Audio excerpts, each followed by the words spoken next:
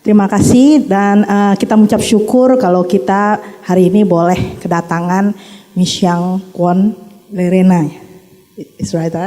Oke, beliau akan share kepada kita knowledge beliau mengenai bagaimana kita men-set up suatu aransemen yang baik untuk kita pakai. Ini saya yakin di sini semua pada pemusik semua ya kebanyakan ya, musik gereja. Kita pakai, kita bisa dengar apa yang beliau mau sharingkan. Jadi sebelum kita mulai, mari kita mau berdoa dulu.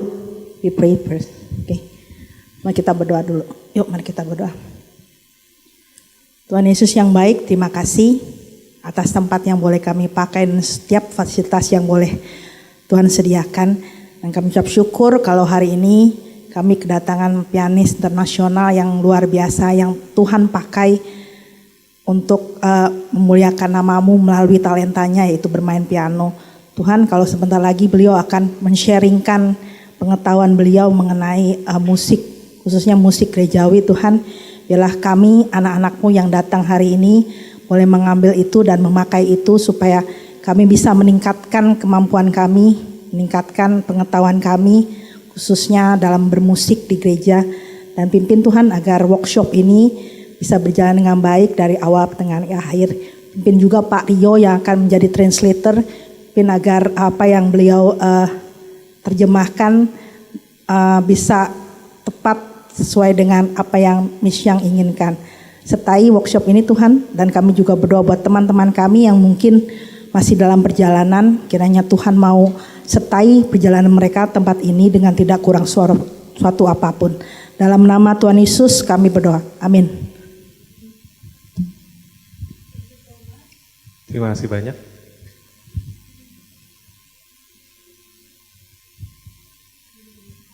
Power. Okay, I think it's working. Thank you so much. Okay.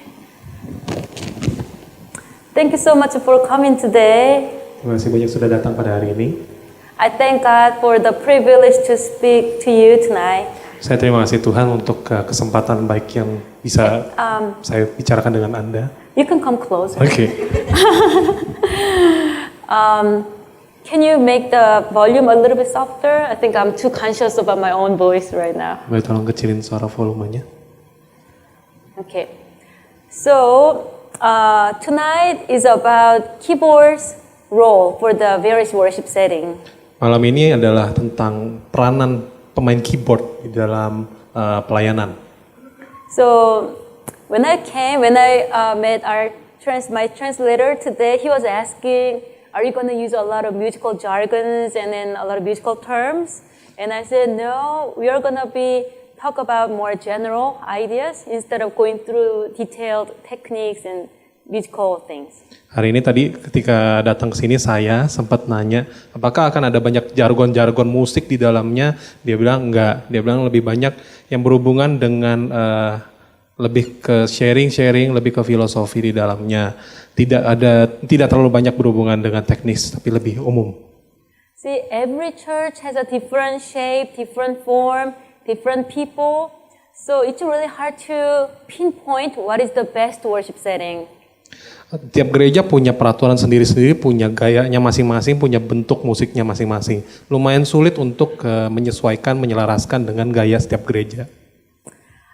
So when I prepare for this worship setting, like I prepared for traditional blended service and contemporary service mainly.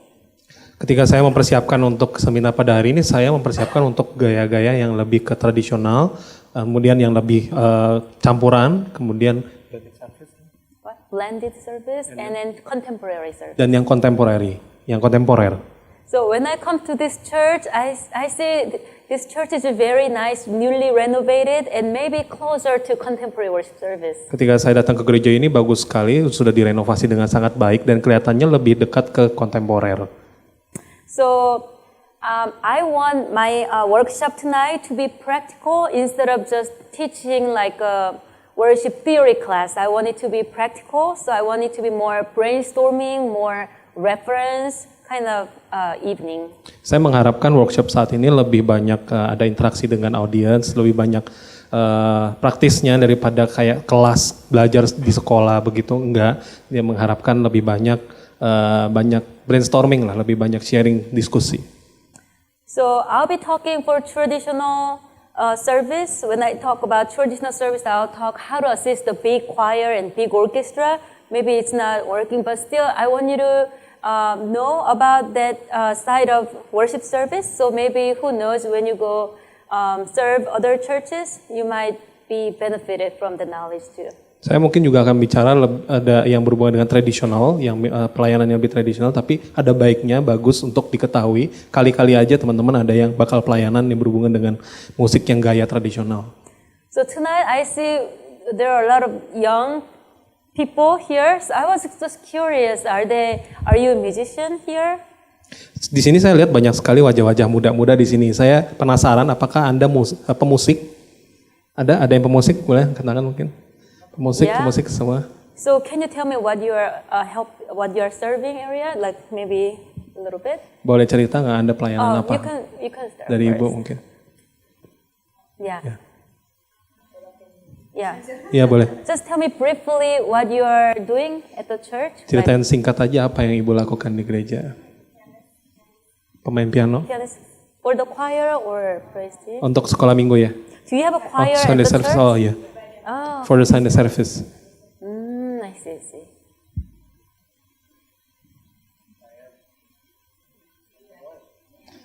He's doing everything. What do you mean everything? Iya. Boleh jelaskan alat musiknya apa aja? Piano. Drum, piano, gitar, bass, keyboard. Did you take a piano lesson or? Oh, okay, move on.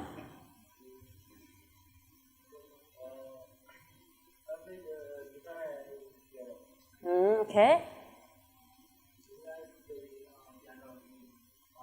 Di Korem. Plays piano in the youth service. Oh, okay.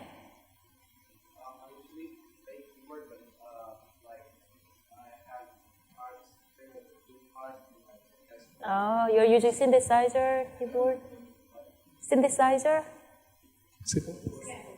Oh, okay. Yes, okay.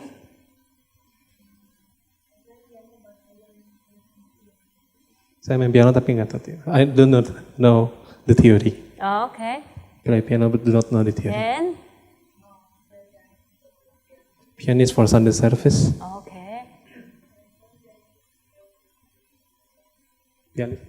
Pianist and guitarist.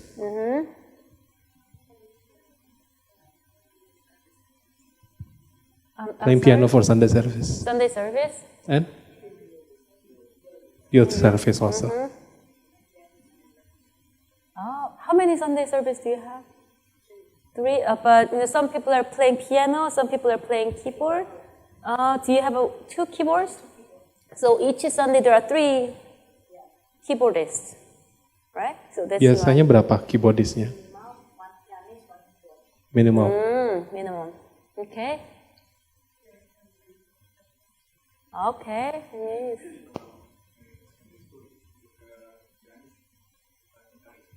Okay. Classical music.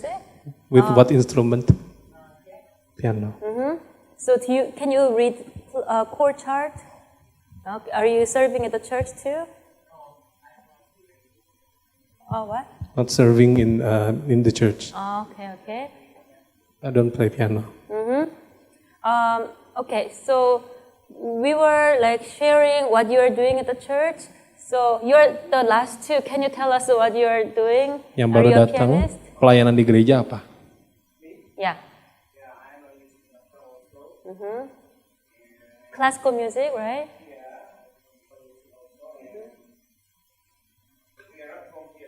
Oh, yeah. you're from here. Oh, okay. So are you serving at the church?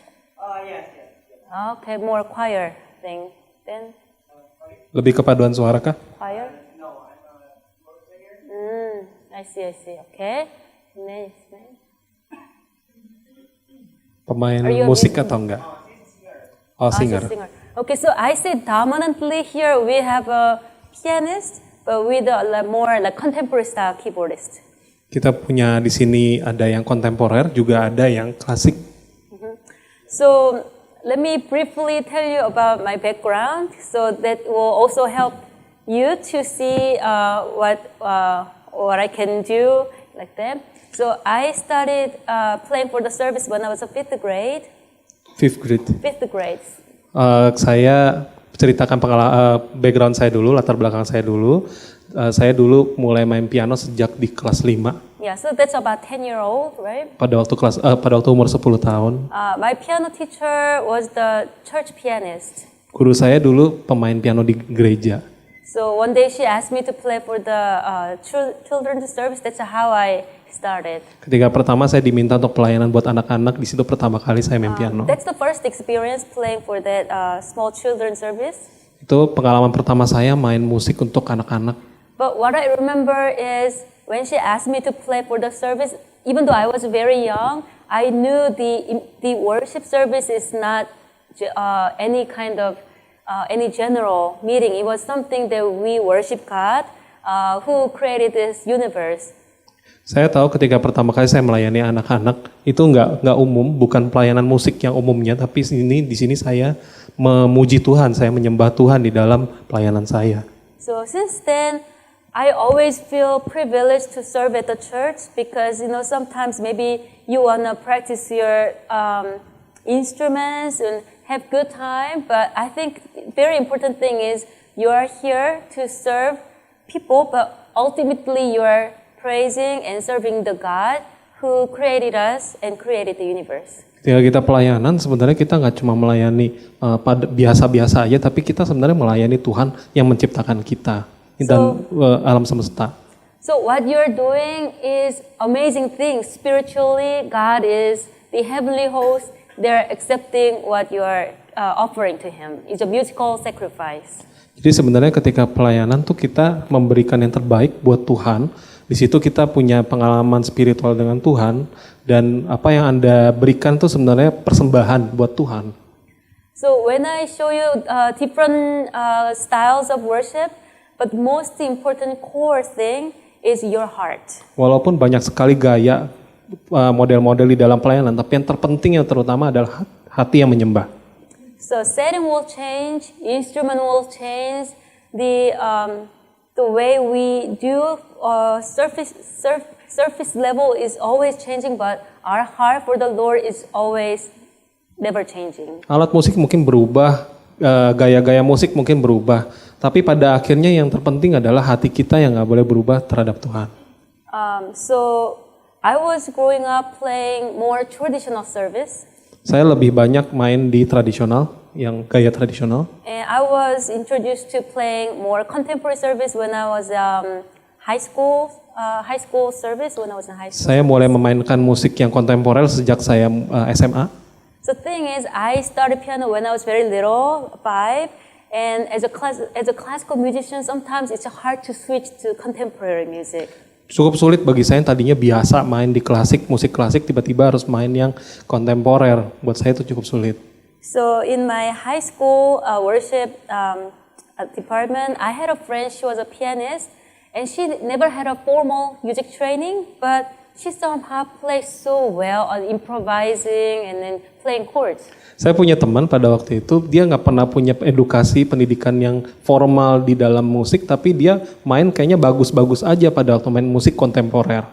So, that's a struggle if you are not starting classically very little. Sometimes it's hard, but I asked her, how can you play improvising and that kind of thing? Lumayan pergumulan berat ketika kita cuma mengerti sedikit soal musik tradisional, tapi kemudian mesti main yang kontemporer. Saya sering sekali nanya ke dia, gimana caranya kok kamu bisa main musik kontemporer? So her answer is just do it. Ya, jadi ya cuman lakukan aja. There was no answer, just do it, just see how other people are doing. So that's mainly ear training. Ear training. Pada dasarnya cuma berdasarkan pada pengalaman aja, nggak ada jawaban, ya cuma lakukan aja. So there was a certain you just do it. So at Southwestern Seminary we have a very famous composer, Dr. Watson. Kita punya seorang komposer yang terkenal namanya Dr. Watson. I asked him, how do you play improvisation? How can I improve my improvisation? Kemudian saya nanya dia gimana cara mainin improvisasinya di dalam musik kontemporer. He said the same thing, just do it. Dia juga menjawab jawabannya sama, lakuin aja coba. That's a very hard, but as a musician, sometimes we are dealing with very vague area. Vague, unclear area. Oke. Sulit buat saya menerima jawaban seperti itu karena itu kayak area yang samar-samar yang nggak tahu jawabannya. See, musician's brain is very different than normal people's brain. Ya, otaknya orang pemusik tuh beda sama orang normal. See, most people follow this rule. If they say this, and it's this, this. But musicians are very contradictory sometimes. Kalau aturan biasanya habis ini pasti ini, habis ini pasti ini. Tapi kalau orang musik tuh agak beda kadang-kadang. For example, very good example is when you see staccato and legato. Have you seen the staccato legato? Contohnya kalau kalian melihat staccato dan legato. So when you say staccato legato, how do you do it? You're supposed to play short, but legato means play connected.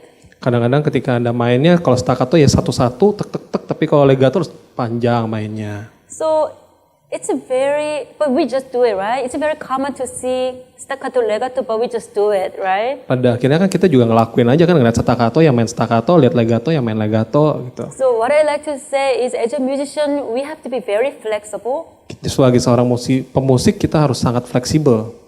And when we when we assist the service, I think it's very important that we become flexible and humble. Ketika kita melayani sebagai seorang pemusik, kita harus punya sikap yang fleksibel dan rendah hati. Keyboard is a very important part of the worship service. It leads the whole worship sometimes. Keyboard adalah bagian yang cukup penting di dalam sebuah pelayanan. And then we can be very stubborn over our own preference. Bisa aja sih kita dengan demikian maka keras kepala dengan cara kita, gayanya kita aja masing-masing. So I think it's very important that we prepare heart to be humble and be servant to serve others and ultimately our God. Makanya penting banget buat kita tuh tetap punya hati yang rendah hati dan mau melayani Tuhan. Okay. So there was a long introduction, but before we go into more detail, I want to see what the Bible talks about worship. Ini akan lumayan panjang penjelasannya, tapi kita harus melihat apa dasar Alkitab menjelaskan soal ibadah musik. A lot of people amazingly serve at the church as a musician, and they don't have idea who's God and what is worship. Banyak sekali orang yang melayani dengan luar biasa hebatnya, tapi dia nggak punya pengetahuan soal dasar Alkitab atau apa yang Tuhan mau di dalam pelayanannya dia. So in general, worship is a time that we give thanks, praise, and honor to Him, to God. Pada dasarnya, worship atau ibadah penyembahan itu adalah saat di mana kita memberikan pujian dan ucapan syukur kepada Tuhan. In the Bible, normally we think worship is just playing music, but actually it involves much more. Sebenarnya lebih dari sekedar bermain musik.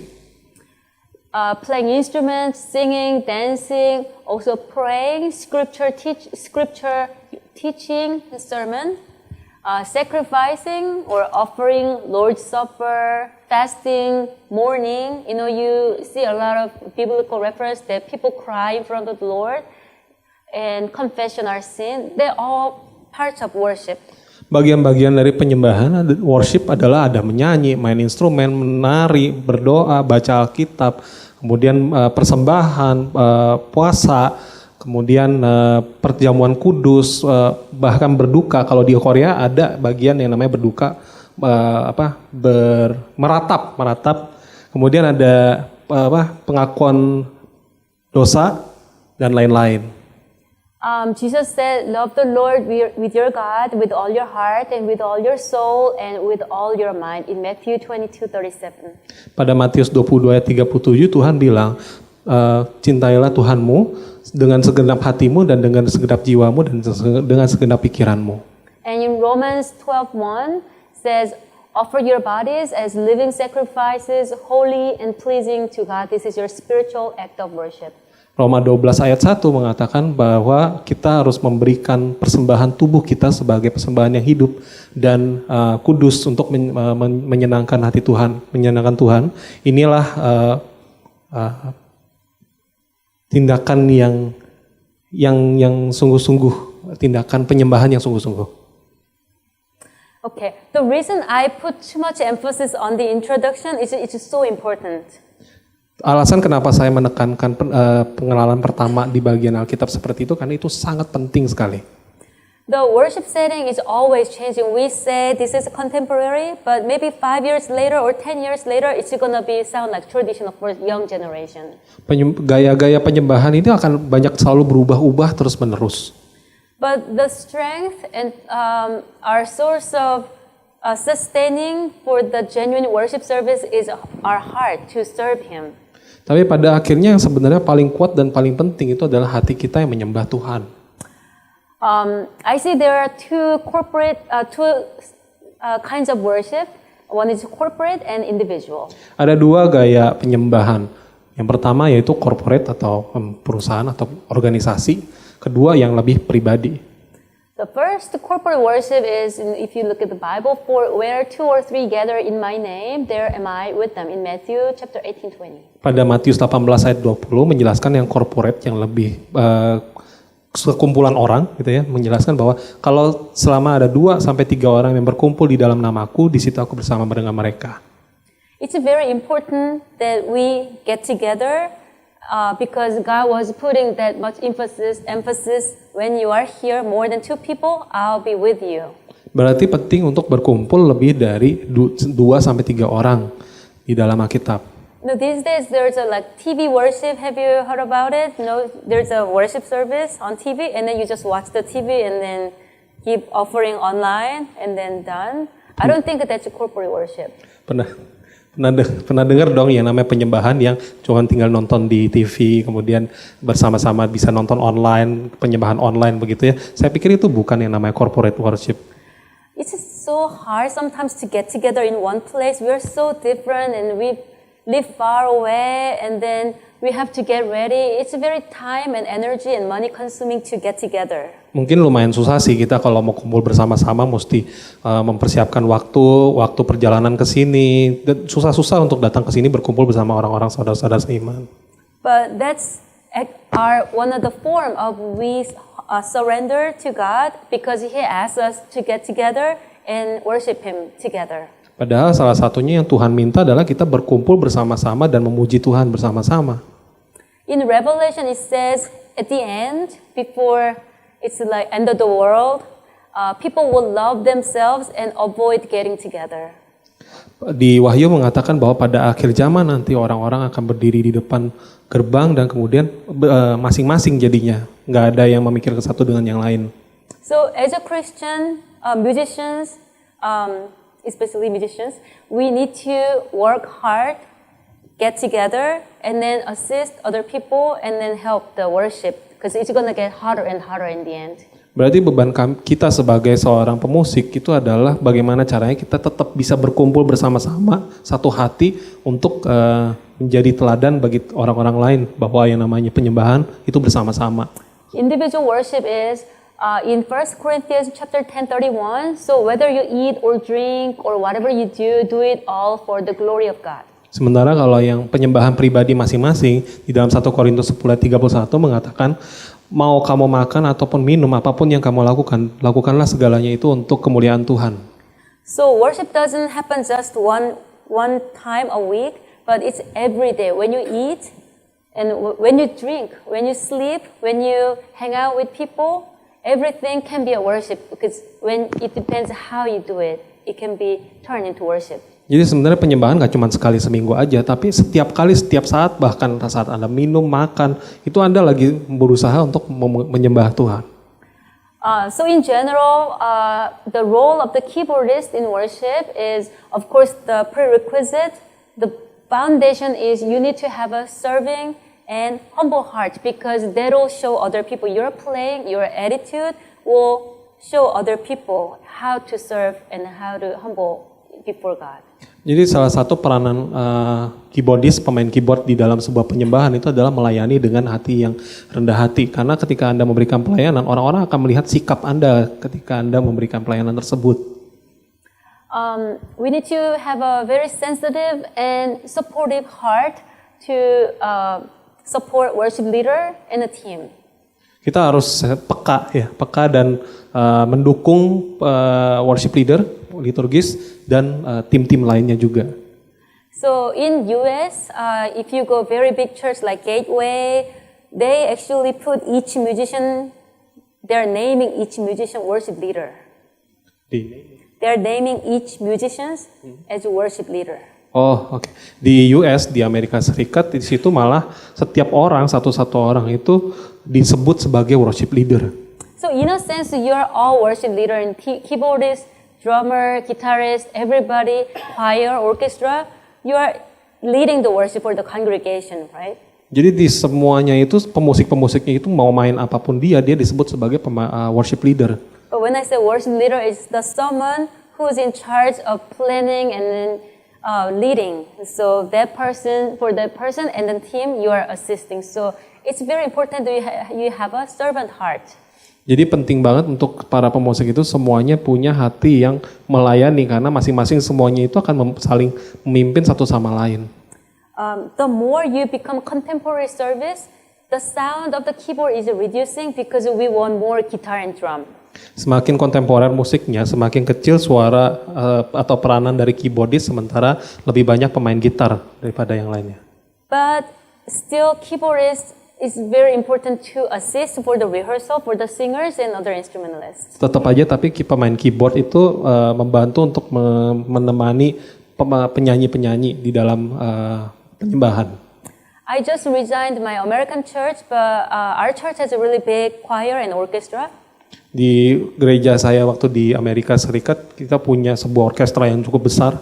And even though we have a big choir and orchestra, most of them, almost all of them are volunteer and then not professional musicians. Kebanyakan semuanya itu adalah orang-orang yang bersukarela datang main di situ dan bukan profesional yang main di situ. So there are a lot of things as a keyboardist to help them find the right rhythm and the right pitch. Jadi penting banget untuk keyboardis menemani mereka untuk melayani sebagai seorang pemusik di dalam gereja tersebut. Keyboardists make the worship flow smoothly. Pemain keyboard itu membantu penyembahan berjalan dengan lancar. Each program can be like a dry, like prayer and next, but the music is kind of connecting for each program and then make it smooth transition. Pemusik bertanggung jawab untuk membuat setiap bagian-bagian dari literatur itu berjalan dengan lancar dan halus. Atmosphere creator is everybody has a different touch. If you are a keyboardist, synthesizer, you have a preference over which sound you want to do it. Setiap orang yang main musik di bagian-bagiannya masing-masing itu pasti punya pilihannya masing-masing, gayanya masing-masing di dalam memberikan warna untuk penyembahan. And sometimes your style of playing is affected by your personality and character that affects the whole atmosphere of the service. Karakter Anda di dalam memainkan musik itu akan mempengaruhi suasana dari penyembahan yang lagi dilayani. Sometimes you prefer more like strong color on the synthesizer, or your touch on the piano is more like strong. In a good way, it helps church to be more energetic and moving more alive. Ketika Anda memainkan musik dengan warna yang lebih kuat, lebih strong, maka itu akan membantu suasana jadi lebih terasa lebih tinggi energinya, lebih bersemangat. And some people, they like very soft, more softer sound. I don't know here, but in America, some big church for contemporary service, they have a job title called sound designer, worship designer. It's not worship leader, it's a sound designer. So he picks all the sound for the colors for the keyboard and the guitar. He designs everything. So keyboardist doesn't really need to worry about which sound to pick. Kalau di gereja saya di Amerika tuh ada satu orang yang pelayanannya khusus untuk menentukan jenis-jenis suaranya, warna suaranya yang dimainin sama pelayan-pelayan musiknya. So I think, as a contemporary worship, as you go bigger and bigger, there's more job titles in detailed like that. Jadi semakin besar gereja, semakin banyak bagian-bagian orang-orang yang menentukan lebih detail warna musik yang dimainkan di depan. More drummer or guitarist can set the tempo in the beginning with the prep beat with the guitar drum, but most time keyboardists set the tempo with a solid rhythm. Mungkin banyak yang bagian-bagian ritme yang lainnya, drum, kemudian bagian-bagian perkusi yang lainnya yang memainkan ritme seperti gitar itu, tapi bagaimanapun juga yang menentukan temponya itu adalah pemain keyboard. The reason keyboardists are mostly in the leader position than other instruments is because to play piano it needs more time to learn it. Alasannya kenapa pemain piano atau pemain keyboard itu adalah yang menentukan, itu adalah karena butuh lebih banyak waktu seseorang untuk menguasai yang namanya piano. So in my opinion, I think when you learn drum or guitar, you can learn several months and then learn the basic chord, and because for contemporary service, many times the chord is repeating. You just need to know 4 or 5 chords mainly because it's repeating.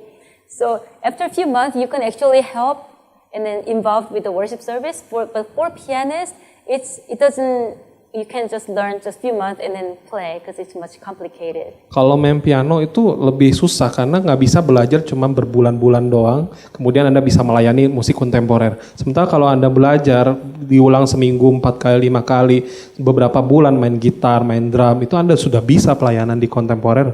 Yeah, so that's why those people who learn piano is easily appointed as a leader because he has more musical background and education. Itulah kenapa makanya pemain piano atau pemain keyboard itu lebih berperan sebagai seorang yang memimpin di dalam pemusik karena dia punya latar belakang musik jauh lebih panjang, lebih banyak daripada yang pemain musik yang lainnya, alat musik yang lainnya. Okay. So as I said earlier, I want this time to not just lecture, but I want it to be more interactive because, even though I prepared, each church has a different settings and sometimes through questions, I can share more my humble experience and resources. So feel free to ask me questions if you have any questions or if you want some clearance like that. Or do you have some questions? Ketika dari awal saya tadi mengingatkan aja bahwa saya lebih mengharapkan ada interaksi. Any slight things that can be like, oh you ask questions. Kalau Anda mau bertanya langsung nanya aja, jangan nunggu-nunggu waktu nanti-nanti. Saya mungkin bisa berbagi lebih banyak lagi kalau Anda nanya-nanya nanti di tengah-tengah. Kalau mau nanya aja ya. So in Asian culture, I was growing up in Korea. I went to Texas after I graduated college. So I'm very used to this Asian culture that you respect teacher's word is from God. Just accept it. Don't say any questions. Say yes for everything. But it's very important. More and more we need interaction. I think the future education needs to be like that because I just say things and you need to just memorize it. Robot can do that, right? There's no human interaction. So saya besar di Korea. Saya besar di Korea. Di Korea juga cara ngajarnya tuh kayak guru tuh seperti seorang dewa, seperti seorang yang paling luar biasa lah. Murid cuman tinggal ngikutin aja.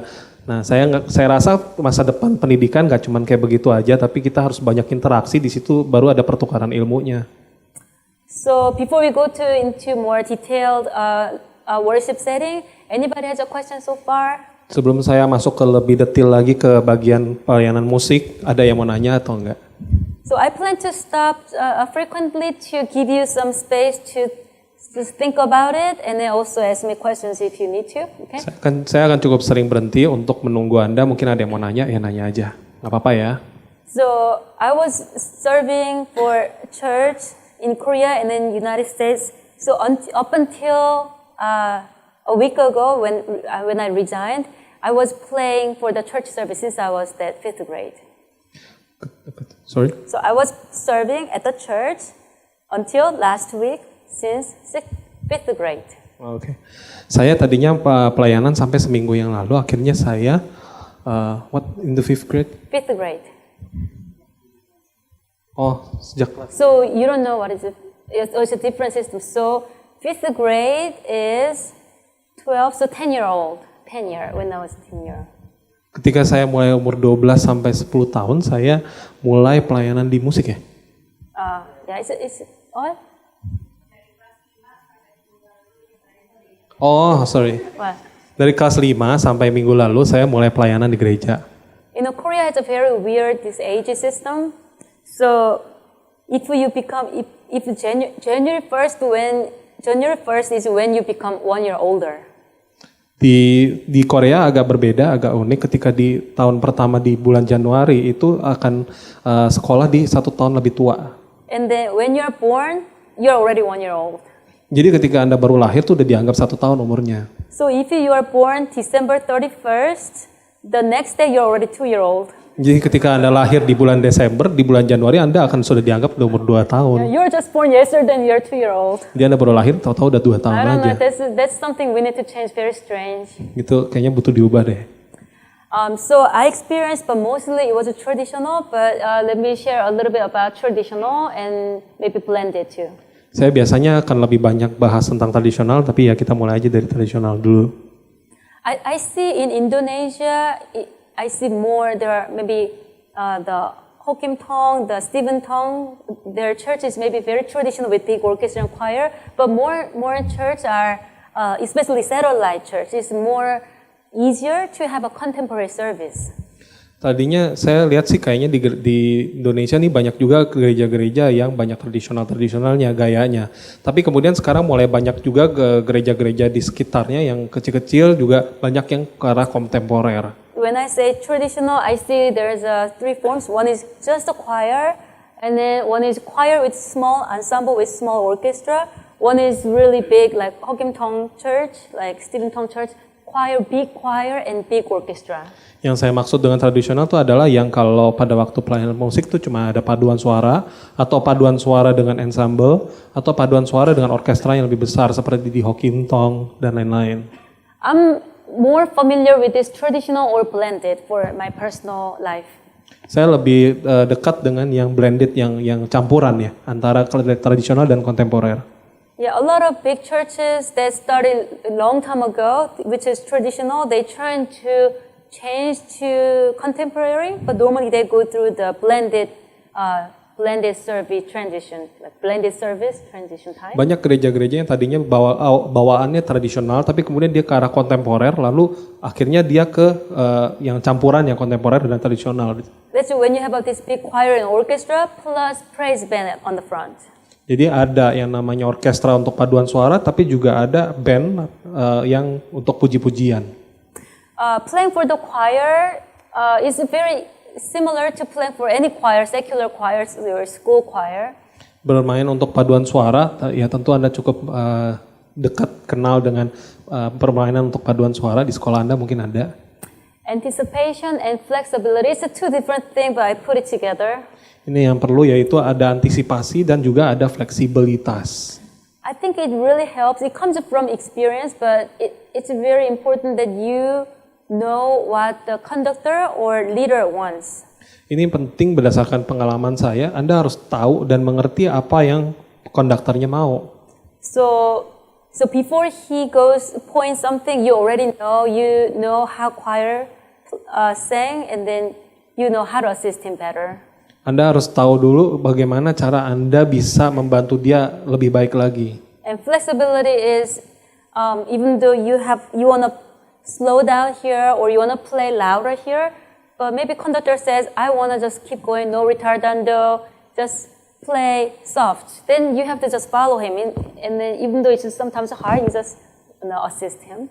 Fleksibilitas nih maksudnya kadang-kadang kalau Anda lihat di skor, di situ udah ketahuan jelas gayanya sebenarnya kayak apa, mainnya mesti seperti apa, tapi kadang-kadang konduktor maunya apa ya Anda ikutin aja konduktornya gimana maunya. Let me ask you, how many people are or were playing for the choir here? Siapa yang di sini yang main untuk paduan suara? Boleh angkat tangan. 1, 2. So we're gonna speed up this part.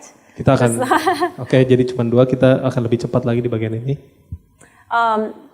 Choir is very high maintenance, that's why it's maybe hard for many new churches to have this big choir, because it's hard to gather people and then rehearse, everybody's getting busier and busier. Lumayan susah juga ya, memastikan bahwa ada paduan suara yang isinya jumlah orangnya tepat, pas ada yang mau kumpul. Soalnya kadang-kadang kemudian lama-kelamaan orang-orang yang di dalamnya, yang di dalam paduan suara makin sibuk, lama-lama makin habis orangnya. But I think maybe you can have something, you can get something beneficial information by knowing it. Maybe who knows, in the future you might need some technique from traditional choir technique. Ya, kadang-kadang Anda juga masih butuh untuk melayani di paduan suara seperti apa, yang kayak gimana yang harus saya layani, bagaimana cara saya memainkannya. So I'm gonna move quick. So when I play for the choir, before the choir, I normally double check where is the repeat sign, where is the key change comes, where is the accidentals. Anda juga harus memberikan catatan di dalam skornya, yang mana yang harus diulang, yang mana yang harus diubah, yang mana yang harus temponya seperti apa, di bagian yang mana tuh Anda harus catat di dalam skor Anda. Checking all those changes. So when I normally sight read when you play for church, good thing is they help you to develop your sight reading skill because they always bring this choir music or some soloist music and then play like that as if you can just play like that. But it actually helps your sight reading. Ini lumayan membantu Anda untuk membaca skor dengan lebih baik ketika Anda bisa menuliskan, mengecek, memastikan yang mana yang diubah-ubah sama konduktor di dalam skor. So I give credit to church for my good sight reading skill. Jadi saya berterima kasih sama gereja membantu saya mempercepat membaca skor. See, when I was starting as a choir accompanist or church accompanist, I was very passive. Tadinya saya ketika mengiringi untuk paduan suara itu saya lumayan pasif orangnya. I was just following conductor and then I play as it's written and I was just very good, quiet, obedient accompanist. Tadinya saya ikut-ikut aja, konduktor suruh apa ya saya ikut, saya baca apa ya saya ikutin aja semuanya. But it took time, but I found that as I become more initiative and then more active and like a flexible, I assist people much better. Ketika saya kemudian menemukan diri saya akhirnya lebih aktif, lebih mau berkontribusi, lebih mau ngomong gitu, saya merasakan ini lebih ngebantu saya dalam mengiringi paduan suara. I'm gonna talk about it later too, but actually interacting people, knowing the congregation at the church, like by talking to them, getting to know them, it changes the way I playing. Seperjalanannya ini nanti saya akan ceritakan lebih panjang, tapi pada waktu saya perjalanan dengan pengalaman ini, saya butuh mengubah kelamaan cara saya bermain musik. So, one of the areas, I see, even though it says just play, for example, before, when I was little, I would play Come Thou Fount.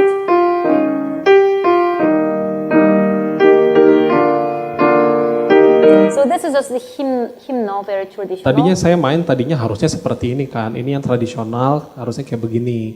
And I was very afraid to do something that I was not told to do. Saya takut kalau saya mainin yang di luar dari ide saya, di luar dari yang harusnya saya mainin, yang harusnya disuruh-suruh. But as I get to know people better and then as I get more experience, I feel, it's okay to extend a little bit more. Actually, people like it better and I feel I'm being more worshipful. Ketika saya semakin banyak ngobrol sama orang-orang yang saya layani, yang saya iringi, lama-kelamaan akhirnya saya mengerti bahwa saya punya ruang untuk menambah lagi permainan saya di dalamnya. So I would change from there. Jadi saya ubah dari ini.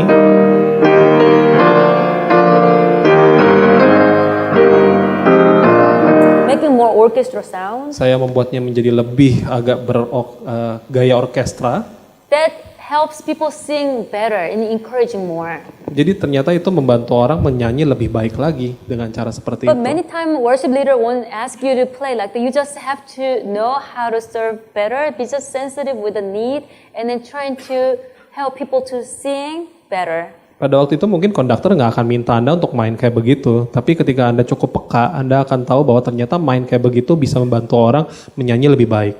Well, of course, when you play for like professional secular choir, there's a limitation to do that. But when you play for the church choir, I think it's okay to extend the chords more and then just help better.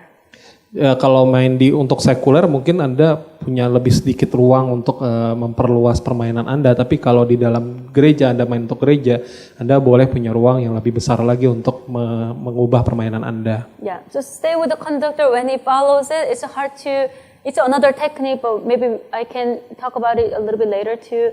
But just keep constantly look at him when he conducts. Secara konsisten terus-menerus lihat aja konduktor mainnya kayak gimana, ikutin dia maunya apa. Because like a singer, like a soloist singer, the choir also breathe a lot. Like, everybody has well, I don't say breathe a lot, but there's a breathing point, and then it's not like instrumentalist. It's always there's a rubato, and then conductor wants to slow down or go faster. So just go with him, constantly looking at his conducting pattern is very important. Sebab bagaimana gaya yang dimauin itu tergantung sama konduktornya mau kayak gimana. Dia yang ngebawa suasana atau gaya dari musik itu sendiri. Don't play too loud, too soft. How do you know it? You just have to have an open ear and then just think about more than just what you're playing. Jangan bermain terlalu keras, jangan main terlalu kecil, denger aja bagaimana permainan Anda, apakah sudah cukup baik volumenya. Good sight reading and the open score technique will be very helpful. Sorry? Open score technique will be very helpful. Oke, open score technique itu cukup membantu. What I mean is sometimes conductor says, oh, can you play for tenor and then alto part? Then instead of playing 4 parts, just extract tenor part and then alto part, or bass part and soprano part. Jadi Anda nggak harus main semua bagian alto, tenor, bass semuanya. Kalau memang konduktor cuma mau minta sopran dan tenor, ya main dua-duanya aja, jangan dimainin semuanya. That's a very hard technique, but it's very appreciated especially by conductor. Lumayan susah sih, tapi konduktor lebih menghargai kalau Anda bisa ngebantu apa yang dia mau. Yeah, sometimes the conductor can't hear everything. Then as an accompanist, sometimes this alto part can sing that pitch correctly, then you just help with that. Like, so you need more active initiative move rather than wait until somebody will tell you, can you help me? Anda harus peka sama, mungkin konduktor itu kadang-kadang lebih sensitif kupingnya, tahu yang mana yang lagi perlu diperbaiki, maka Anda juga harus langsung cepat ngebantu dia untuk memainkan di bagian part yang akan dimainkan lagi. Okay, so when you play for choir or worship, whatever contemporary, always remember that there is a lyric, so play with the lyric in mind because that'll affect your playing how to shape. Ikutin aja pas main, ikutin liriknya, ikutin kata-katanya, yang mana yang harus dimainin, ya mainin di bagian itu aja. How to play for a solo instruments, small ensemble or big orchestra? Bagaimana caranya mainin untuk instrumen sendiri, solo atau ensemble kecil atau orkestra yang lebih besar? Because at church, normally we are dealing with amateur people. Some people be offended if it's amateur, but not professional most time. So it's very important as a keyboardist. Most time keyboardists are more educated or more experienced than other instruments. The keyboardist can assist them with rhythm and pitches during the rehearsal. Sebenarnya pemain keyboard itu bisa mengiringi di bagian ritmenya. So like for our church, we had a big orchestra, and then when they rehearse, they don't know about the choir part. So when the pianist play the choir part for them, it really helps them to play better when we are combining the rehearsal. Sebenarnya pemain keyboard tuh kalau mainin bagian-bagian yang tidak hanya ritme atau justru malah memainkan bagian yang sesuai dengan paduan suaranya, itu benar-benar ngebantu mereka loh, pemain keyboard. When you play with the orchestra, sometimes they have this beautiful melodic line, and then sometimes the piano is doubling that beautiful melodic line too. But I tend to drop my parts so that instrument can come out more. Kadang-kadang saya dengan sengaja menuruni keindahan dari gaya musik tersebut supaya pemain piano punya ruang yang lebih besar untuk memainkan musik tersebut. So as a pianist, your role is the other people, serving others, let the other people shine.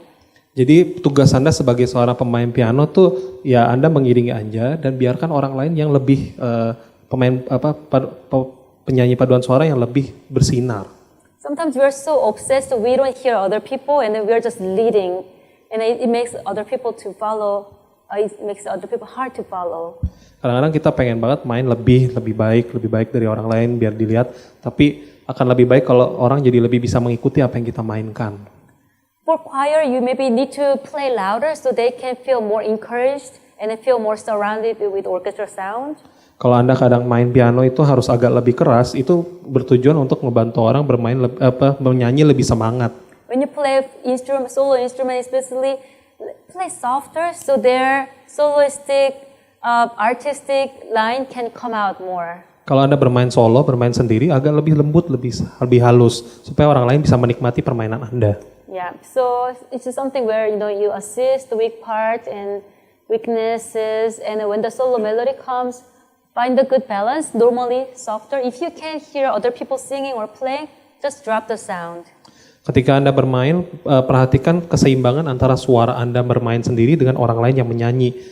Pastikan itu berimbang. So actually this is what I mentioned before. I wouldn't go too much detail, but stay with the conductor. Always fix your eyes on the conductor. It's hard sometimes because you're struggling with this piano, like especially hard music. You have to look at the music, look at the piano, and then look at the conductor. So sometimes you are missing the beat sometimes. So it's always important that how can you do that? Sometimes you can not look bottom, so just move, or always ask them if you can line up so you can look at the conductor directly, so you can look music and then conductor, music, conductor. So it's a technical area. I'm not going to go into there, but you have to practice, improve your piano skill, so you don't need to look much down there trying to find the keys. Ya lumayan susah sih kalau kita harus fokus main, tapi juga kita harus ngelihat si konduktornya kayak gimana. Tapi di sini ada teknik tersendiri kalau Anda bisa bermain, kemudian Anda bisa ngelihat konduktor juga, dia maunya apa. Penting untuk Anda tetap terus memperhatikan konduktor maunya apa. Kalau misalkan bagus kalau posisi pianonya bisa sekalian ngelihat skor, bisa sekalian ngelihat konduktor, tapi kalau enggak, ya pada saat yang bersamaan Anda harus menguasai teknik di mana Anda enggak harus banyak main di piano, tapi juga Anda bisa ngelihat konduktornya kayak gimana maunya. He's a psychologist, but he's doing very well about interpreting this. I hope so. So when you know how the music supposed to sound, you can assist the conductor better, and then you can assist with dynamics and tempo and rhythm by leading them. Anda bisa membantu konduktor untuk dinamiknya, untuk temponya, dan bagaimana yang dimauin sama konduktor dengan permainan Anda di piano. Because choir and orchestra is a lot of people. You have to listen a lot of sounds. Just be attentive and then listen to other people. Di dalam paduan suara atau orkestra, Anda harus cukup waspada terhadap suara-suara yang di sekitar Anda. Terlalu banyak suara yang akan masuk, entah itu konduktornya, entah itu paduan suaranya, entah itu musik-musik yang lain di sekitar Anda. Sometimes, when I see the piano score, I have questions like, is it sure? Am I supposed to play? Because sometimes piano score doesn't seem perfect to me, because sometimes they leave out because it's supposed to be orchestra sound. So sometimes I look at the full orchestra score and then see how the piano is supposed to sound, so I can adjust either the volumes or notes to sound much better, to close to the original orchestra sound. Memang sih kalau kita cuma ngelihat skornya kita sendiri, not-notnya kita sendiri, kelihatannya sudah bagus, sudah baik semuanya. Tapi akan lebih baik kalau Anda ngelihat skornya punya bagian-bagian yang lainnya, sehingga Anda tahu peranan Anda di dalam orkestra tersebut tuh seberapa, bagaimana, apa yang diharapkan. Do you have any questions so far about traditional worship service? Sampai di sini ada yang mau nanya tentang tradisional musik? Okay, nobody's interested. Okay, so before we go into the blended service and then contemporary, I think we're going to have a short break about like 5-10 minutes, and then we'll be back and then we'll talk more. And then also just if you have any questions, I think this time is you can just mingle and then share your ideas, not only just resting. So yeah, just prepare to ask something so I can assist you better. Okay? Sebelum kita masuk ke yang campuran, kita break dulu 15 menit. Mungkin pada waktu Anda break, Anda dapat ilham mau nanya apa, nanyalah nanti. So let's get back together around 5:15 or 20ish, okay? Mari kita kumpul lagi di sini sekitar 15 menit lagi ya. Okay, let's go to the second session. This is about blended and then contemporary service. Di bagian ini kita masuk ke yang lebih campuran dan kontemporer. You might feel so weird that I say contemporary because to you it's normal service. Mungkin saya mungkin agak aneh nyebutnya cuma ada kontemporer, tapi buat Anda kayaknya cukup umum ya yang namanya kontemporer ya. See, the one that we are singing as a traditional worship service that used to be contemporary maybe 200 years ago. Mungkin yang tradisional musik ini sebenarnya 200 tahun yang lalu disebut kontemporer kali. Yeah, I think it's moving faster and faster. Semakin lama semakin bergerak, makin cepat pergerakan gaya musik sekarang. So when I was in middle school, the Hillsong music, the Don Moen, it was very contemporary. Ketika saya dulu sekolah yang namanya musik-musiknya Don Moen, Hillsong tuh sangat kontemporer sekali. Now some people say it's very old traditional style. Sekarang orang sebut itu sebagai gaya yang udah lumayan tua, Hillsong dan Don Moen. So now you think, all these things, playing guitar, drum, this is just normal, but maybe who knows, 5 years later, there's a young generation comes and say, oh, you're too traditional. Mungkin sekarang buat Anda cukup normal ya, main pakai drum, pakai gitar dan seterusnya, buat Anda dianggap sebagai kontemporer. Mungkin beberapa tahun kemudian, berapa puluh tahun kemudian itu justru dianggap tua banget mainan kayak gitu. I watched the YouTube clip about European contemporary service. Dulu saya pernah main untuk untuk orang-orang di Eropa. It was very extreme. Di sana lumayan ekstrim permainannya. They were like dancing madly. Mereka ada menari-menari benar-benar luar biasa bersemangatnya. Normally African people, they dance a lot during the worship. They clap and then they move a little bit. Begitu banyak orang yang bergerak-gerak di depan mereka, bertepuk tangan, bergerak ke kanan kiri. But these young people were like going onto the chair and then like they yell and then scream and very dramatic, like a heavy metal rock and roll. Mereka bisa benar-benar berdiri di atas kursi kemudian teriak-teriak memuji Tuhan seperti itu. So some people maybe think it's very extreme, but they think they're contemporary for them. Mungkin beberapa orang ngelihat itu ekstrim banget, tapi buat mereka mungkin itu kontemporer justru. So it doesn't matter. I think any certain form of worship is wrong or right. I think most important thing is are you in that setting that you can give your heart and then praise to God. Pada akhirnya bukan soal apakah itu bisa diterima atau enggak, tapi pada akhirnya lebih kepada apakah Anda melakukan pelayanan ini dari hatimu untuk Tuhan. In the Proverbs it says, fear of the Lord is the beginning of the wisdom. Ada kan ayatnya yang tertulis bahwa takut akan Tuhan adalah awal dari pengetahuan. So you have to ask in your worship setting, are you have a fear of the Lord? Dan maka Anda harus bertanya ketika sebelum Anda melakukan pelayanan Anda, apakah Anda punya rasa takut pada Tuhan? At our church these days we teach kids just do as you want, God will love you whatever you do. Ya Tuhan pasti akan mencintai kamu pada apapun yang kamu lakukan di dalam pelayananmu. But if you look at the Bible in the especially New Testament or Old Testament too, God was angry many times with the way we were worshiping Him. Sorry? God was angry with people many times with the way they worship Him. Tuhan seringkali marah, Anda bisa lihat di perjanjian lama maupun perjanjian baru, Tuhan tuh marah dengan cara orang-orang yang memberikan pelayanannya. The reason we are worshiping is to give Him praise and make Him pleased with our worship. Pada dasarnya ketika Anda memberikan pelayanan adalah Anda menyenangkan hati Tuhan dan memuji Tuhan. But if He says, I don't want your worship, I despise your worship, I hate your worship, then what's the point? Ketika Tuhan kemudian bilang, saya nggak suka, saya nggak senang dengan pelayanan kamu, terus gimana dong? So whatever form it is, we have to ask, are you genuinely love and give praise and thanks to God? Jadi pada akhirnya mau gaya Anda kayak gimana pun dalam pelayanan Anda, pelayanan musik Anda, pada akhirnya bagaimana? Apakah Anda memiliki hati yang melayani Tuhan, yang memuji Tuhan? And then are you giving Him respect that he deserves? Apakah Anda menghormati Tuhan di dalam pelayanan Anda? Yeah, so that's the basic things that we. Jadi ini adalah dasar dari pelayanan musik kita. So blended worship was the American church that we were facing because our church was over 100 years old and we were trying to move contemporary, so we were in the blended worship setting. Setelah kemudian 100 tahun kita menggunakan gaya yang tradisional, akhirnya di Amerika itu mulai ke gaya yang lebih kontemporer sekarang.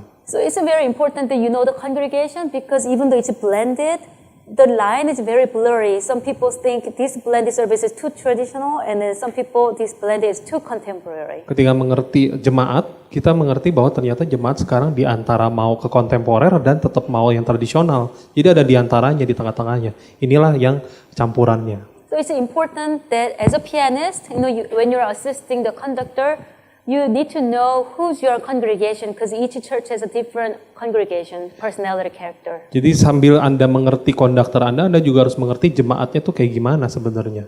Because that will affect how you play. Karena itu akan mempengaruhi bagaimana Anda bermain. So that's when you change the timbre and like that. It's important because the blended service normally combine choir and orchestra and praise band. Sometimes you need to know how to do all of them. Karena jadi sulit untuk bagaimana menggabungkan antara orkestra dengan band di dalamnya bersama-sama bisa memuji Tuhan. Sometimes church can not hire. They can have a two pianists like playing for choir, and then also the chord playing the synthesizer player. Jadi kadang-kadang di sebuah gereja tuh ada satu pemain piano yang melayaninya, mengiringinya untuk paduan suara. Yang satunya tuh untuk mengiringi bermain chord, ada main synthesizer-nya juga di dalamnya. But it's sometimes hard to find the person who can do both. But it's possible the more you can do both style, you'll be more useful for the church. Sulit juga ya ketemu orang yang bisa memainkan main piano yang untuk congregation yang tradisional, tapi juga mengerti cara mainnya untuk yang kalau main tradisional dan dengan synthesizer. Tapi Anda kalau semakin luas Anda permainan Anda, semakin Anda bisa membantu. So I was playing both traditional and then contemporary together. So what I do is there are so much big difference between traditional and contemporary. I make it traditional service a little bit lower to make more modernized, and then make the contemporary a little bit more traditional a little bit, so to make the gaps smaller. So every time we switch the music, it'll be less strange. Jadi kalau cara saya sih, saya menurunkan gaya-gaya tradisional saya agak sedikit lebih kontemporer, sementara gaya-gaya saya yang biasanya agak lebih kontemporer, saya naikin sedikit ke yang tradisional. Jadi saya main di antaranya, di tengah-tengahnya, supaya kalau misalnya gayanya berubah, berganti, nggak aneh-aneh amat. So the reason I see the senior people are resistant about contemporary is because they don't know the song. Jadi kadang-kadang kalau lagu-lagu yang kontemporer itu kurang bisa diterima sama orang-orang yang lebih tua. So, you are always listening to the radio, and then when the familiar song comes, it's easier. But a lot of older people, they don't have a chance to learn the new song. That's why they don't like the new song. Kalau orang-orang tua kan nggak punya waktu terlalu banyak untuk dengerin lagu-lagu yang baru. Jadi seringkali mereka dengarnya lagu-lagu yang lebih lama. So normally in the contemporary setting, we just play the chords, right? But I like to add the melodic line a little bit, so that people can, who doesn't know the music, can follow easier.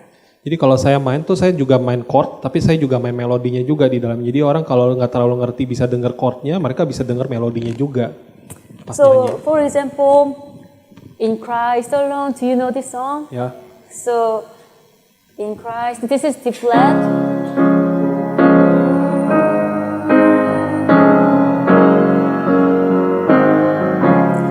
Most older people will have a problem following because they don't know the song. Bagi orang-orang yang lebih tua, mereka lumayan sulit mengikuti lagu ini karena mereka nggak terlalu tahu lagunya. Saya mainnya chord semua. So I like to play the chord as it is, but add the melodic line with the fourth and fifth fingers. Jadi saya tambahin chord dengan melodi juga.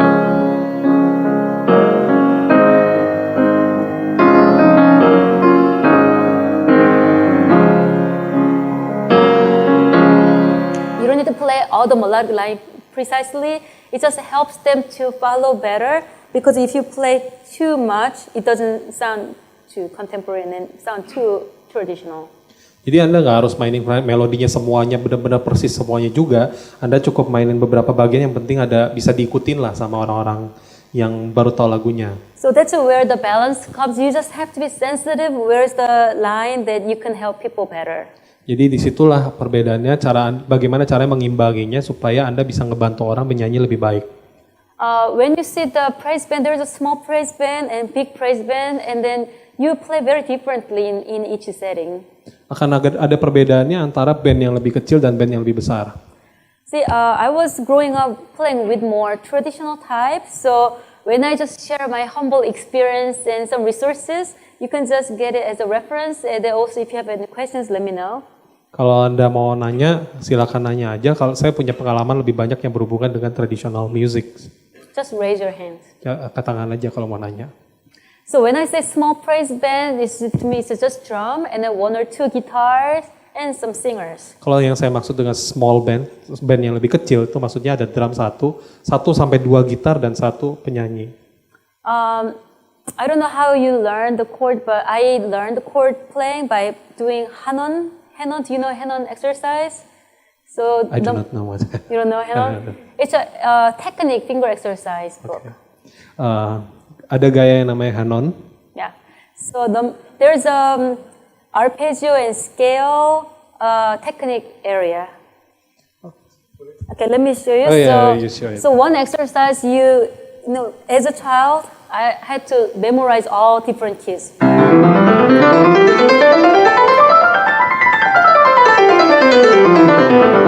And then relative minor.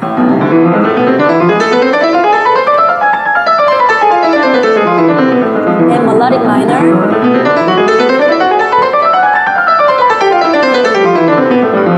And the arpeggio. That was my basic chord playing, so that really helps with the inversion. And then because I could memorize all the 24 keys, major, minor, it was easy for me to do inversion and transposition. But these days, you just learn like this: C chord, first inversion, second inversion. What I noticed when you play praise band, sometimes you play the music and then ask members, "Oh, can you copy this bass part?" Right? They do that, right? Do you do that the same thing here? Di sini kalau misalkan kita bermain chord, misalnya bermain chord seperti itu, teknik Hanon ini akan sangat membantu untuk saya menemukan inversionnya dan transpositionnya. Contoh kalau misalkan kadang-kadang kan worship leader tuh suruh saya cari bassnya, bisa nggak, permainan bassnya kayak gimana, bisa nggak? Di sini tuh biasa nggak Anda kalau disuruh-suruh kayak begitu tiba-tiba disuruh cari bassnya?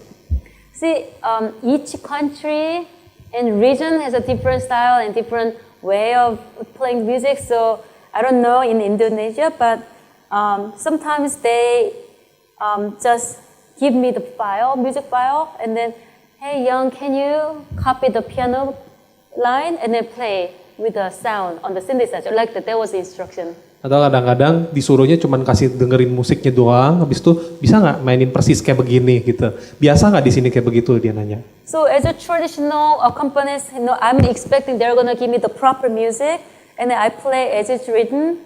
But in praise team, there is no music sometimes.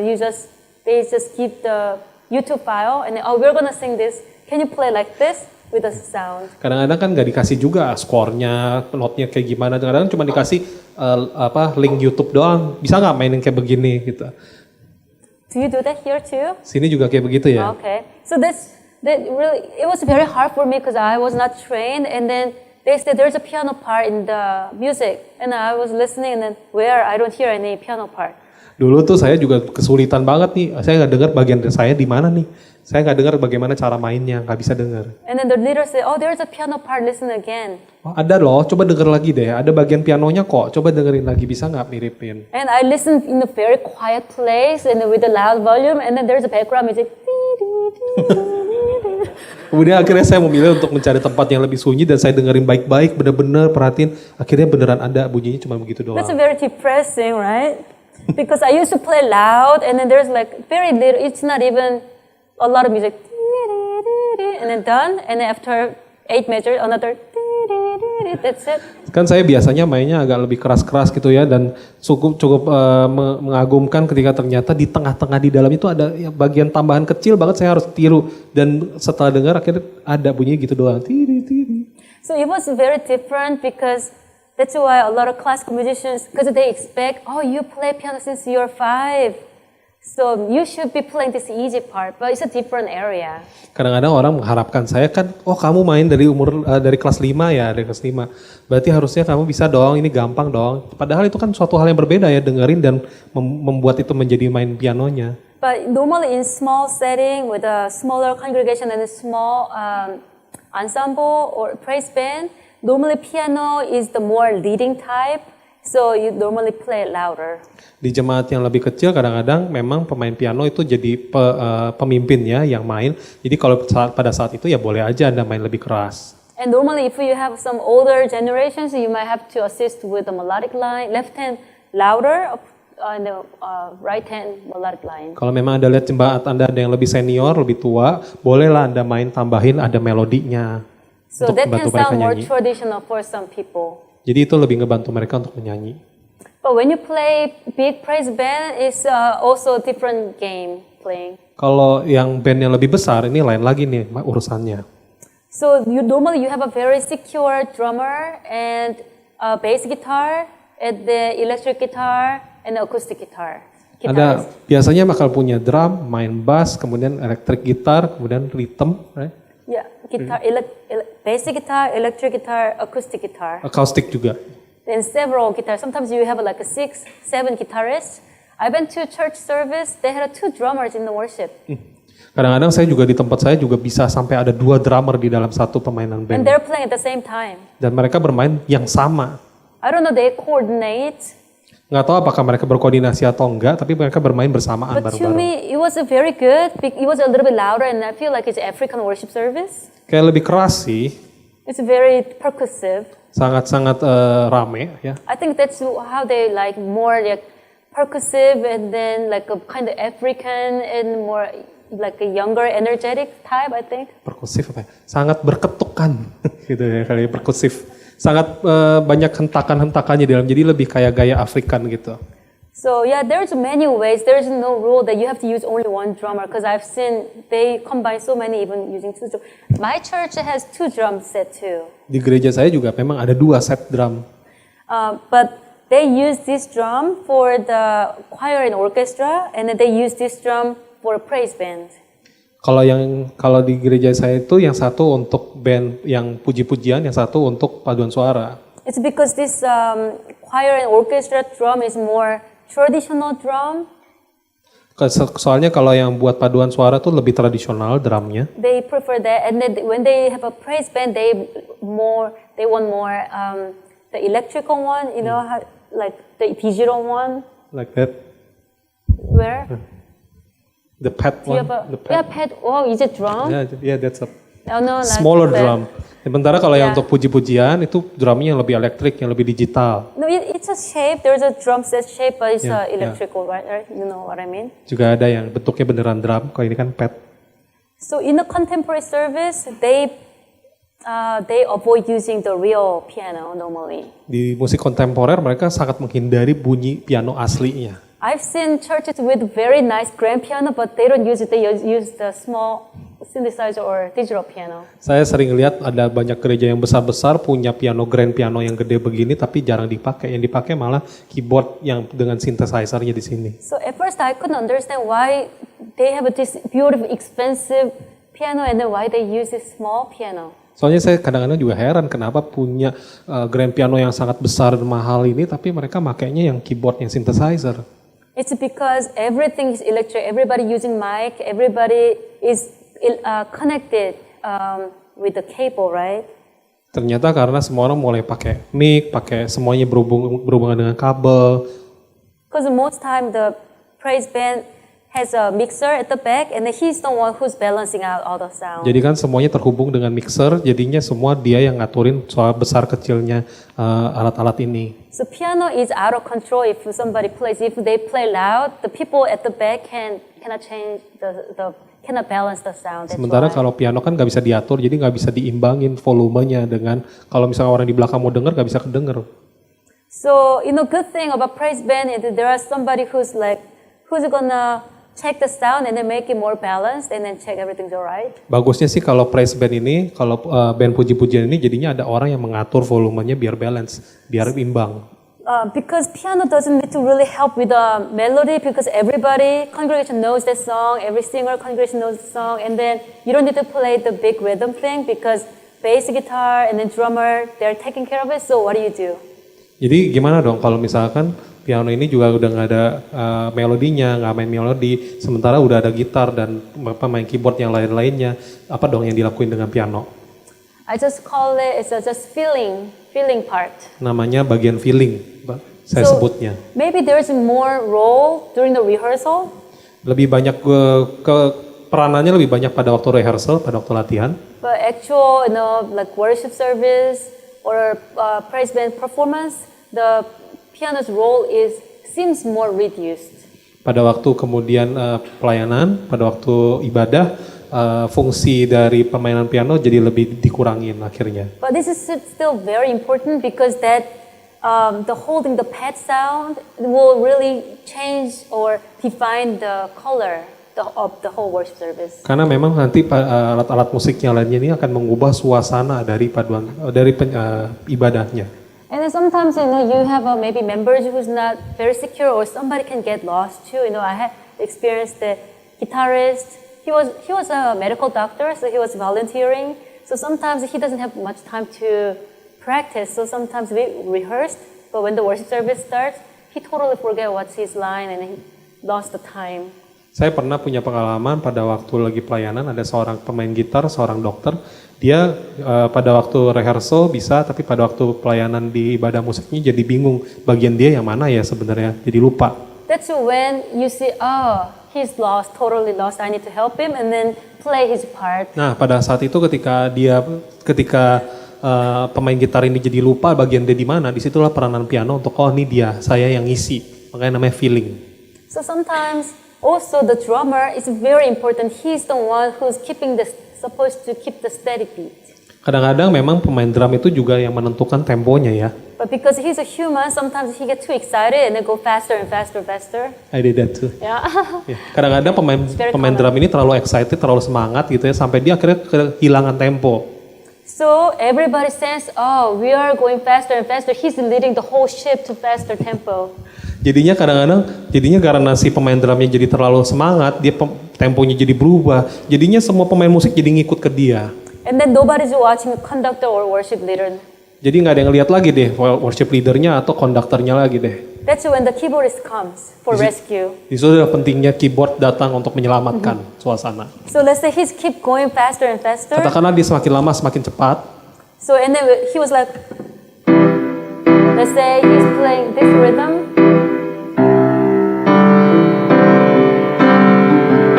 And so intentionally between his beat, you add something to make him aware. We have to go slower.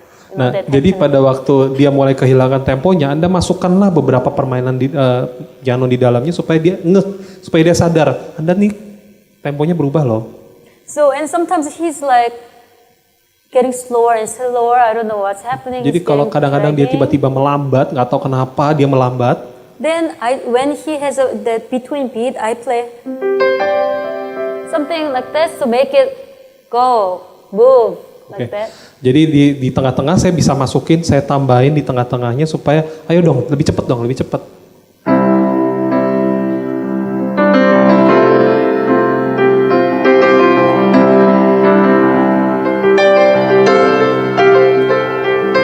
So like when you have this kind of improvisation, that's kind of helping because this one is really not helping him, but the right hand is the one like communicating other people, go faster, go slower. Jadi tangan kanan ini pada waktu dimainkan ini memberitahukan semua orang untuk ayo lebih cepat atau lebih lambat pada waktu permainan piano di rehearsal. So also the first step you need to know is you have to aware that where you are going. We are going faster, we are slowing down, so you can help. Jadi pemain piano di peranan di big praise band ini di yang lebih besar itu membuat semua orang sadar bahwa Anda jadi terlalu cepat atau Anda jadi terlalu lambat. So how many said you're playing for contemporary service digital synthesizer piano? Sebab di sini siapa yang main synthesizer? Do you use computer for MIDI technique? Anda menggunakan komputer nggak? Yeah, you don't use it and he uses. Ada yang main pakai komputer? What program do you use? Logic Pro? Like what do you use? Not? Nggak pakai komputer, not using computer. Oh, and then you don't use either. See, I think he's going a little bit advanced because I see the bigger praise band, they're expecting more than just playing piano, they're expecting programming. And then even though we have like several hundred sounds color on the synthesizer, they say, they don't have the right sound. They're so picky, so you have to find something from the sequencer or programming, right? So that's another skill. You have to be contemporary companies, you have to be familiar with the program, music program, and then computer skill. Kadang-kadang kalau Anda bermain synthesizer ini, walaupun di dalamnya sudah punya banyak sekali jenis-jenis suara, warna suara, tapi seringkali masih tetap perlu program untuk ngebantu mana spesifik suara yang diinginkan sama worship leadernya yang mana. Jadi Anda harus cukup mahir menggunakan programnya. You said you have a doctoral degree in classical music? You have a doctoral degree in classical music?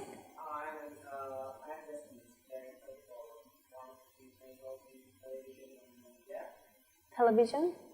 Yeah, I'm playing for one television Oh. station. Oh, I see, I see. That's why he has to know that more in the media area. That's good. How did you learn it? How did you learn that programming? Gimana cara belajar? See, that's what happens. I asked my friend, because when I was in seminary, I saw a lot of competition students doing NBD stuff, and I was in awe because they do so many things. So I asked my friend, how did you learn this? Because the program is so complicated. And she said, oh, you just play with them. That's what she said. Jadi ini yang saya kadang-kadang suka bingung sama teman-teman saya yang jago banget pakai program komputer untuk melakukan synthesizer atau bikin kompos musik. Ketika saya kemudian bertanya ke mereka, kamu gimana cara pelajarin ini, susah banget, rumit banget. Ya saya belajarin aja. Yeah, so, maybe if you, more and more, I think right now you don't need to, you are not asked to do it, but maybe in the future you feel the pressure, you have to do it to keep up with all the current trend. Then you have to, do the logic or something other. How do you do it? You can't learn it by reading manual. You have to just play, make a mistake, keep, pressing buttons and play with them and see what's happening. Ini dia makanya pada akhirnya kita belajarnya dengan cara kita coba ngelakuin dulu, ngelakuin dulu. Kalau salah ya di sana Anda bisa belajar sesuatu di dalamnya. You have to know the number reading. Our service was not that advanced. Do you use numbers or chords? Do you use numbers, chords? Apakah Anda masih menggunakan notasi angka? Do you use chords when you Not have angka? music? You don't know? Okay. So it's so funny, when I was playing contemporary service, he asked me, did you get the music? And then I was like, where's the music? And then he brought the one paper, and then, here's music. Because there's a lyric and then just chord, like C chord, A minor chord, right? Ketika saya kadang-kadang pelayanan kalau kontemporer tuh saya suka nanya, musiknya mana yang saya harapkan sih not angka, not beneran skor, tapi akhirnya saya dikasihnya not angka doang selembar yang kadang-kadang isinya juga cuman chord kunci C, G gitu. He said that's actual music. The unofficial music is just writing just a chord. Nah ini yang dia bilang sebagai musik yang sebenarnya cuman huruf.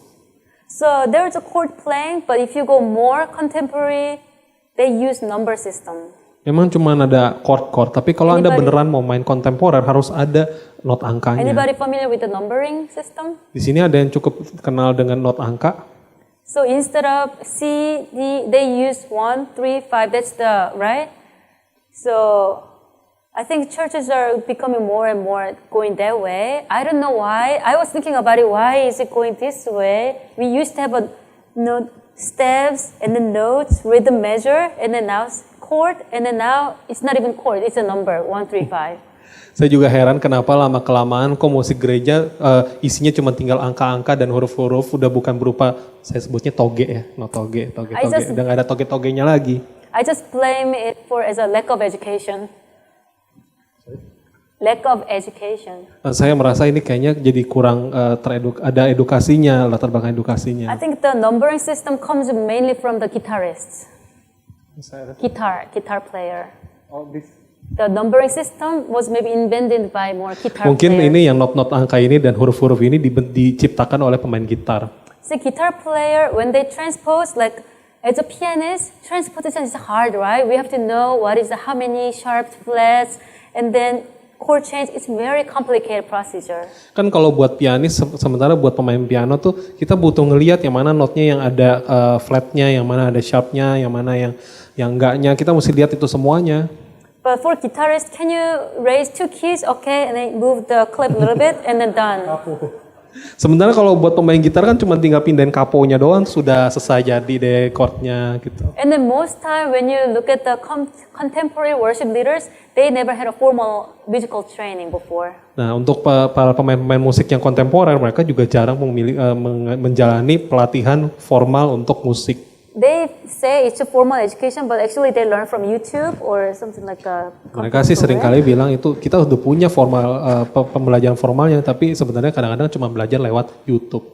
But it doesn't matter. I think whatever works, because when it makes it easier and it helps people to be involved more. I think that's okay too. Ya nggak apa-apa sih selama itu lebih gampang dan bisa ngebantu orang lebih bisa memuji Tuhan, ya udah. Whenever changes happens, people resist and try to find the excuse to blame.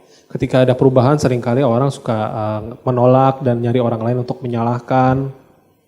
But when everything's moving, sometimes it's waste of your time to try to resist, go backward. Tapi kalau memang sudah bergerak, justru Anda membuang terlalu banyak waktu untuk melawan pergerakan tersebut. Ikuti aja gerakannya. So I see more and more the music at the church, you have to be familiar with the computer and then MIDI or Logic or whatever composition, and then drum machine and numbering system. Then you better learn a little bit about it. Akan lebih baik jika Anda mengerti program-program komputer yang berhubungan dengan musik.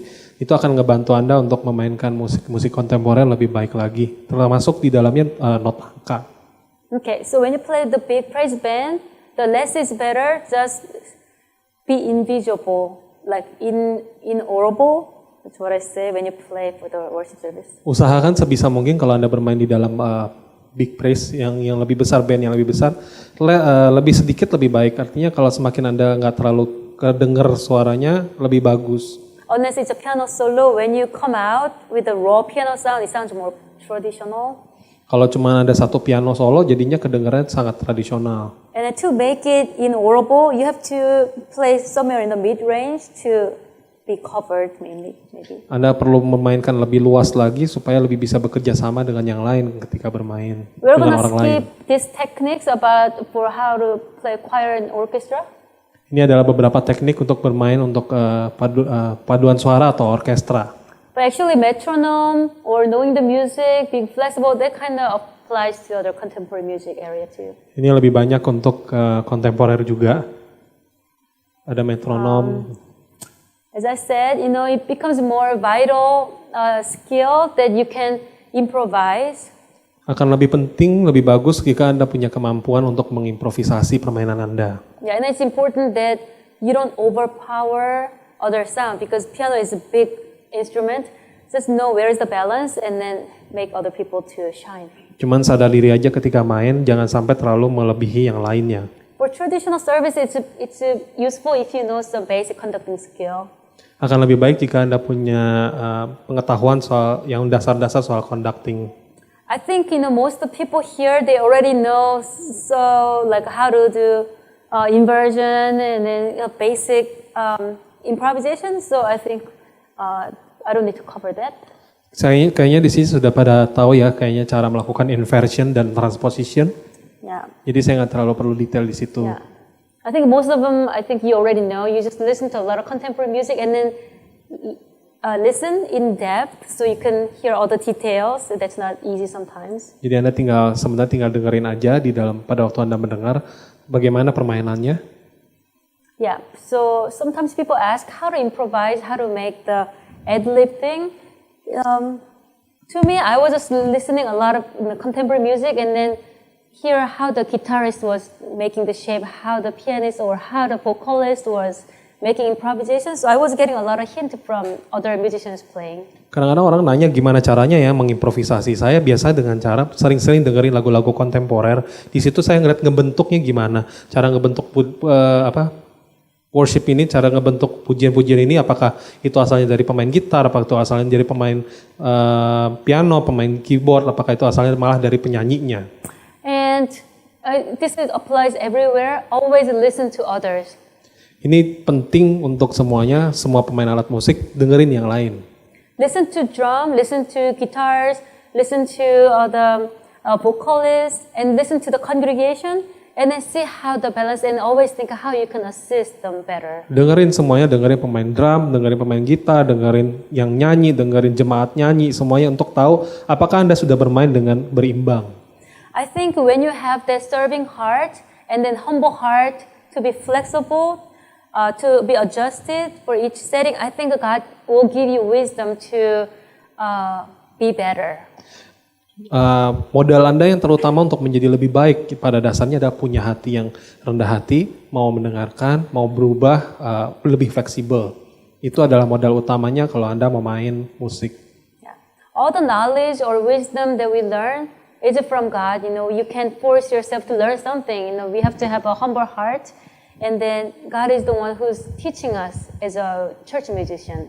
Pada akhirnya Tuhanlah yang mengajarkan kita bagaimana caranya kita menggunakan segala pengetahuan, segala preferensi kebijakan kita sendiri di dalam memainkan musik. Itu biarlah Tuhan yang ngebentuk kita sendiri mau seperti apa kita mainnya. Many times I see that you have only certain sound on a keyboard and then you use only that sound. But I think for your creativity and more variety, I think it's good that you explore more other sound instead of playing only typical sound. Seringkali kita cuma memainkan musik gaya-gaya musik atau suara-suara dari keyboard ini yang umum-umum aja, itu aja suara-suaranya. Tapi akan lebih baik jika Anda coba deh dengerin suara-suara yang lain, warna-warna suara yang lain yang ada di dalam keyboard ini. Yeah, so of course you have to follow the leader's instruction and the instruction. But when you have chance to or you are allowed to be more creative, just see if you can use the organ sound or if you can choose. Instead of pad sound, you can do more percussive sound too.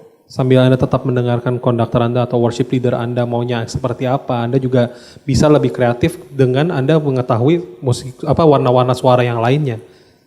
Yeah, so many times Hammond organ sounds sometimes goes well with contemporary.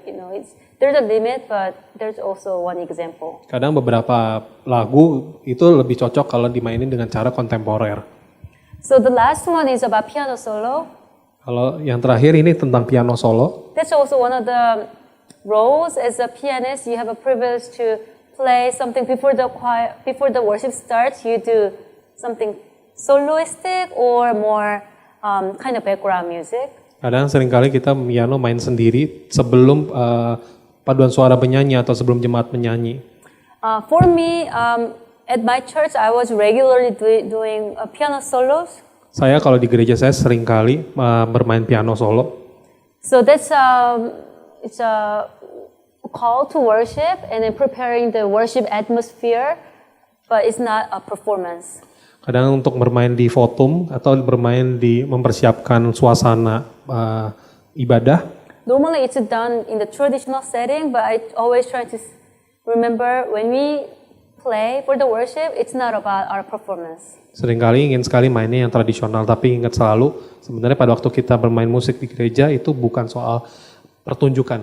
We have this great stage, everybody's looking at us and we are showing off our voice and musical talent, but it's not about that. It's more serving the heart, serving God with our heart.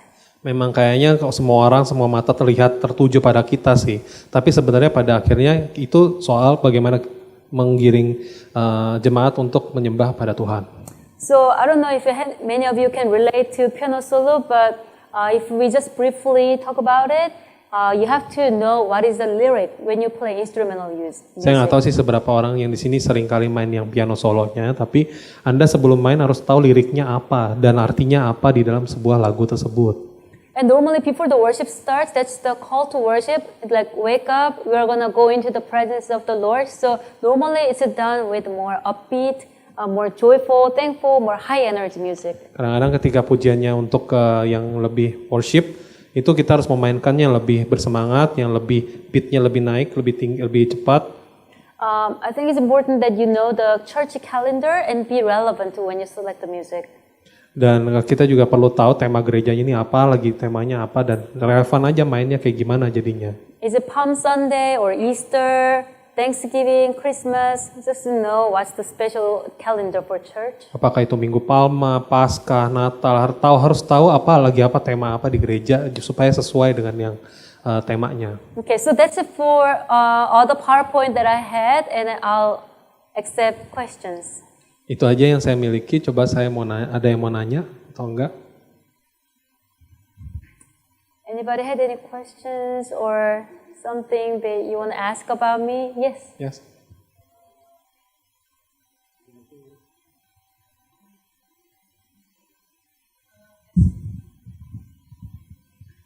As you said before that you're playing Hanon. Do you think that it is effective to play Hanon to know the chord, to know the basic theory of playing piano? No, I think you don't need to. That's how I learned the chord playing. But if I teach someone to play chord, I would just learn first, second inversion, and then basic scale. For example, let's do C chord, and the left hand, and the hands together, and then go higher, one step higher. And then first inversion and second inversion.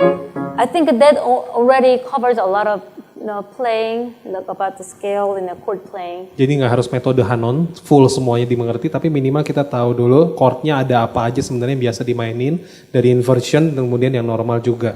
Yeah, you don't need to really do the canon, and then the canon is a very basic major and minor chord, but we normally do a lot more, like a 9th chord, 11th chord, like that. So you have to actually do more exercise on the chords, maybe with a chord chart exercise.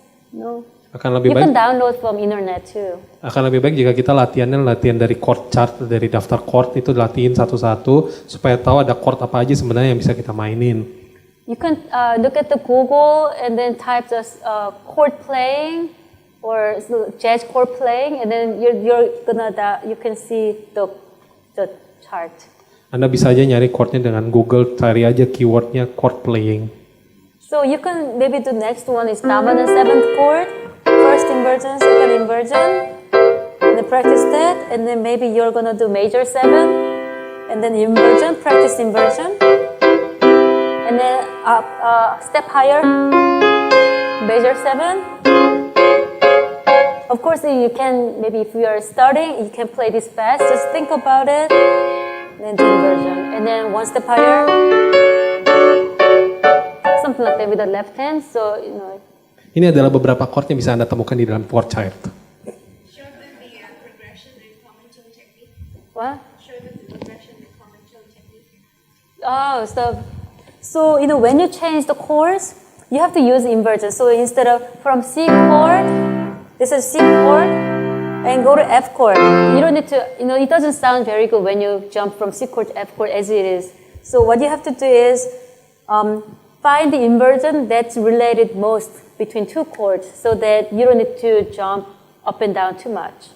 Anda nggak harus main chordnya atas bawah begitu, tapi Anda cari aja satu chord dan kemudian chord-chord yang dekat-dekat dengan chord tersebut. So for example, let's say you're moving from C, F, G, C. So if you don't do inversion, it's going to be C, F, G, C. So use inversion to make it less movement, and then try to have a just common note between the two chords. So don't just play the common chord and then move only the rest of the chords. So for example, instead of C, F, G, C, play C, F, G, C. Something like that. Stay in the middle. Contohnya seperti itu, Anda bisa mainin chord C, F, G, C, tapi kemudian Anda bisa nambahin inversionnya dengan mengubah beberapa jari menjadi chord yang lain. So it also needs some time that you need to maybe study. Like for example, from C chord, like for example, E flat chord, and then from C chord, E flat chord, then I would say maybe I'm gonna start from, I think this is okay.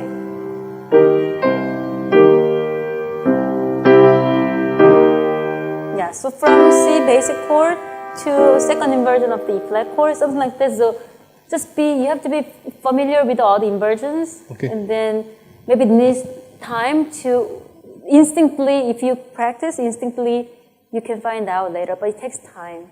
Jika Anda berlatih terus-menerus yang tadi, chordnya yang satu, yang standar seperti apa, kemudian diubah sedikit standar chordnya, Anda kelama-kelamaan akan secara refleks, secara insting, masuk juga chord tersebut ketika Anda mengiringi. So like the professor said, just play around, just do it. Jadi seperti profesor saya bilang, mainin aja, coba-coba mainin aja, lakuin aja, coba-coba aja dulu.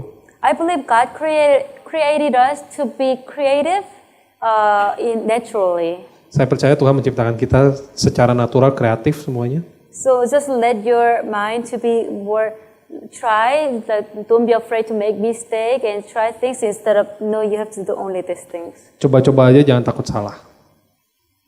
Any other questions? Ada lagi yang mau nanya? I think it's time's up, so thank you so much for being attentively listening and being very good quiet audience. Waktunya habis. Terima kasih sudah menjadi audiens yang sangat tenang. Yeah.